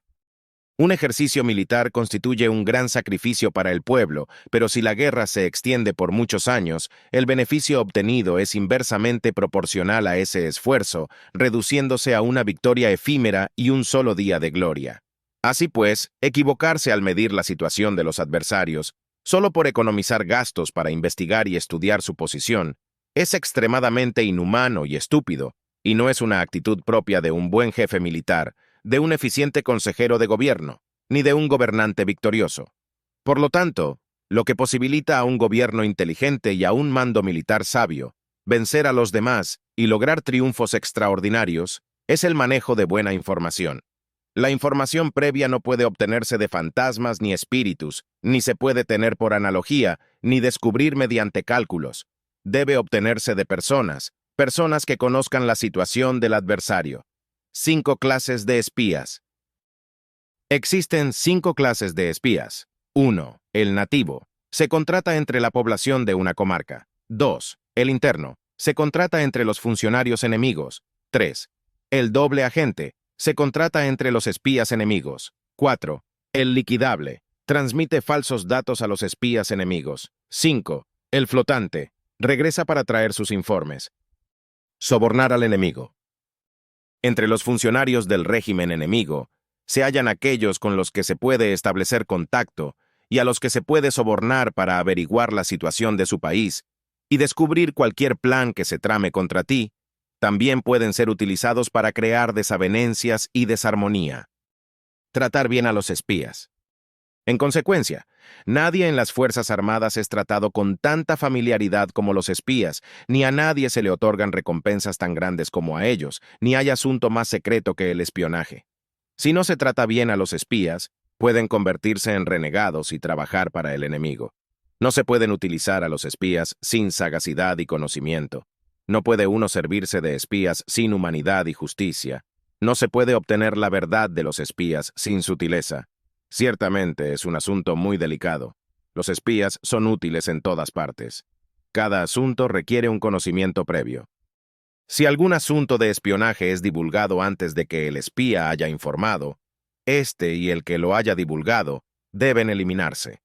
Siempre que quieras atacar a un ejército, asediar una ciudad o atacar a una persona, has de conocer previamente la identidad de los generales que la defienden, de sus aliados, sus visitantes, sus centinelas y de sus criados. Así pues, haz que tus espías averigüen todo sobre ellos. Siempre que vayas a atacar y a combatir, debes conocer primero los talentos de los servidores del enemigo, y así puedes enfrentarte a ellos según sus capacidades.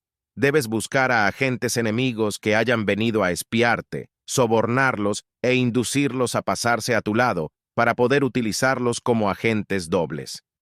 Con la información obtenida de esta manera, puedes encontrar espías nativos y espías internos para contratarlos. Con la información obtenida de estos, puedes fabricar información falsa sirviéndote de espías liquidables. Con la información así obtenida, puedes hacer que los espías flotantes actúen según los planes previstos. Es esencial para un gobernante conocer las 5 clases de espionaje, y este conocimiento depende de los agentes dobles. Así pues, estos deben ser bien tratados. Así, solo un gobernante brillante o un general sabio que pueda utilizar a los más inteligentes para el espionaje puede estar seguro de la victoria. El espionaje es esencial para las operaciones militares, y los ejércitos dependen de él para llevar a cabo sus acciones. No será ventajoso para el ejército actuar sin conocer la situación del enemigo, y conocer la situación del enemigo no es posible sin el espionaje. Gracias por acompañarnos en este análisis del libro El arte de la guerra. Espero que las lecciones y reflexiones compartidas hayan sido inspiradoras y útiles para tu vida diaria. Si deseas explorar más obras maestras y profundizar en su significado, no dudes en suscribirte y seguir disfrutando del contenido de Libros Maestros. Hasta la próxima, y que la sabiduría de los grandes escritores siga guiando nuestros pasos. Adiós.